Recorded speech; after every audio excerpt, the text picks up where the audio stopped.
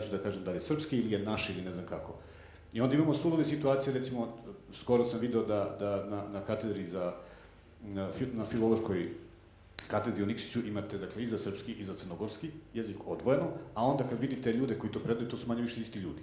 I oni zapravo sad, na osnovu te politizacije, imaju duplu platu. Ono što je bio slučaj i sa prvom i sa drugom Jugoslavijom, očigledno taj projekat nije uspeo da prevaziđe te razlike, suštinske razlike na pravi način, odnosno da stvori jedan novi integralni element koji će da pokrije sve te male različitosti koje naravno da je trebalo negovati. Očigledno da on nije bio dovoljno jak i očigledno su se svi vratili početkom 90-ih u te stare identitete, zakopali se u te identitetske rovove, pokušali da naprave nove, pokušali da osnaže neke stare. Vidite recimo da kada je počeo rat u Bosni, da većina ljudi koja je počela da ide kao izbeglice su zapravo bili ljudi iz mešovitih brakova, jer nisu mogli da se opredele.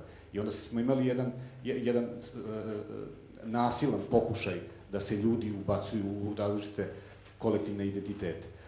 Ono što se dešava sa Evropskom unijom, bojim se da se ne desi isto što se desilo i sa Jugoslavijom, dakle, da se ne radi dovoljno na jačanju tog zajedničkog integrativnog elementa, dakle, na promovisanju zajedničkih vrednosti, zato što je Evropska unija očigledno posljednjih godina opterećena različitim problemima i ne zna na pravi način da se uhvati u koštac sa njima, ali to su stvari o kojima treba da se govori. To su stvari koje ne smeju da se guraju pod tepih, jer mislim da upravo to bio jedan od ključnih problema i za raspadu Jugoslavije.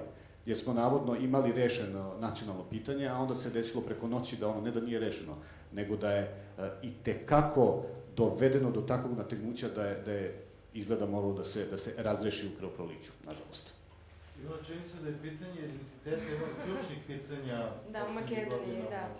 Da, moram prvo da priznam da oko jugoslovenstva, ja sam bila mala kad se Jugoslavija raspala, tako da nisam imala mogućnost da živim